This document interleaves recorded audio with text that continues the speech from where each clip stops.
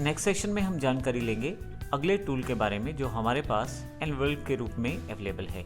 एनवल्प से आप basic shape से या बेसिक टेक्स्ट से डिफरेंट टाइप के टेक्स्ट डिज़ाइन और डिफरेंट टाइप की शेप डिज़ाइन क्रिएट कर सकते हैं। आइए इसको एग्जाम्पल के द्वारा समझते हैं। सबसे पहले यहाँ पे मैं एक रेक्टेंगुलर क्रिएट कर लेता हूँ और फिर यहाँ से मैं एनवल्प से इसे सिलेक्ट कर लेता हूँ।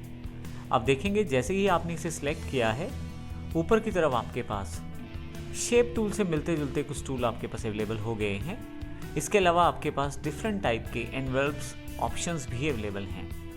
यहाँ यदि आप ध्यान दें तो आपके पास नोट्स के रूप में यहाँ डॉट्स अवेलेबल हैं जिनको आप मॉडिफाई कर सकते हैं। तो आइए देखते हैं एनवल्प से इस इमेज को या इस शेप को मैं किस प्रकार मॉडिफाई कर सकता हूँ। आप देखेंगे कर्सर के साथ एनवल्प का साइन है जो ये जानकारी देता है कि इस वक्त आप एनवल्प मोड में हैं, अर्थात एनवल्प टूल आपके पास सिलेक्टेड है। प्रोसेस करने के लिए आप किसी भी पॉइंट पे क्लिक करें और अंदर या बाहर की तरफ से मूव करना शुरू करें। आप देखें आपका जो इमेज है वो डिफरेंट टाइप से शेप ले रहा है, कुछ इस तरह से। मैं इसको मॉडिफाई कर सकता हूँ अपनी रिक्वायरमेंट के अकॉर्डिंग। इन एरोज का प्रयोग कर सकते हैं आप फर्दर मॉडिफिकेशन के लिए, जिससे आप जैसा चाहें उस तरह का मॉडिफिकेशन प्रोवाइड कर सकते हैं।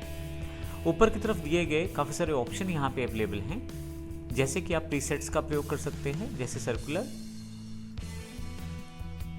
रेक्टिलाइनर, रेक्टिलाइनर स्लैंट, और कोई भी ऑप्शन आप सेलेक्ट करने के बाद उसको फिर से मॉडिफाई कर सकते हैं। फर्दर यहाँ से किस तरह से आप मॉडिफिकेशन करना चाहते हैं वो सेट कर सकते हैं सिलेक्शन मोड। आप रेक्टेंगुलर मोड में काम करना चाहते हैं फ्री हैंड में। फ्री हैंड में जब आप काम करते हैं तो आप अपनी मर्जी के अकॉर्डिंग कहीं से भी कुछ भी मॉडिफाई कर सकते हैं। मैं इसे अभी कंट्रोल Z कर देता हूँ और वापस एक शुरुआत वाली पोजीशन में इसे ले आता हूँ ताकि जो चेंजेस हम करें वो हमें दिखाई देता रहे। मैं यहाँ से एक प्रीसेट लोड कर लेता हूँ रेक्टेंगुलर। तो रेक्टेंगुलर से आपके पास देखें यहाँ पे नोट्स बढ़ गई हैं और इन नोट्स को मैं आसानी से मॉडिफाई करते हुए अपनी शेप को मॉडिफाई कर सकता हूँ। अब यहाँ से नोट्स को ऐड कर सकते हैं। अब नोट्स को ऐड करते देखेंगे कि डॉट्स जुड़ते जा रहे हैं। फिर इन फर्दर डॉट्स से आप किसी भी तरह से मॉडिफिकेशन कर सकते हैं।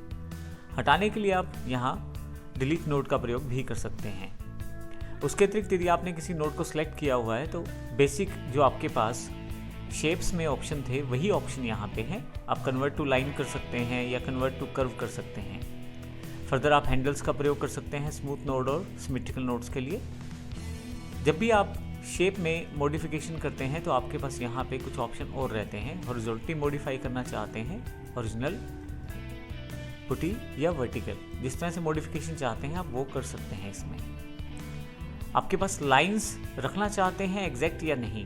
अगर मैं इस पूरे फ्रेमवर्क को बना के रखना चाहता हूँ ताकि लाइंस को मॉडिफाई ना कर पाऊँ, तो ये काम मैं यहाँ इस ऑप्शन कीप लाइन को सिलेक्ट करके कर सकता हूँ। मैं कीप लाइंस को क्लिक कर देता हूँ।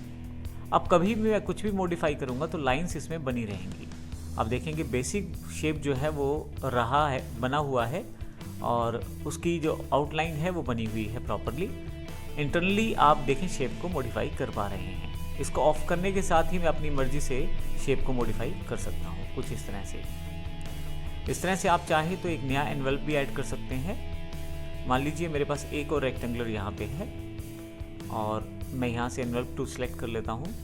अगर मैं यहाँ से नया एनवल्प बनाना चाहता हूँ तो क्रिएट एनवल्प फ्रॉम पे क्लिक करूँगा और जैसे ही जहाँ से मुझे पिक करना है एनवल्प उस पर क्लिक करूँगा, लगभग सेम एनवल्प मेरे पास वहाँ पे अवेलेबल हो जाएगा। मैं कंट्रोल Z कर देता हूँ फिर से।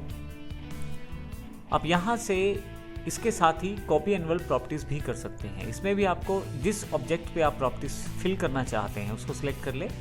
जैसे मेरे पास ये जो रेक्टेंगल है ये सिलेक्टेड है।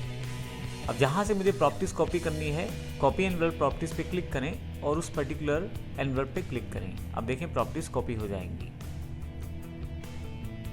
इस तरह से मैं यहाँ पे फिर से वापस आ जाता हूँ।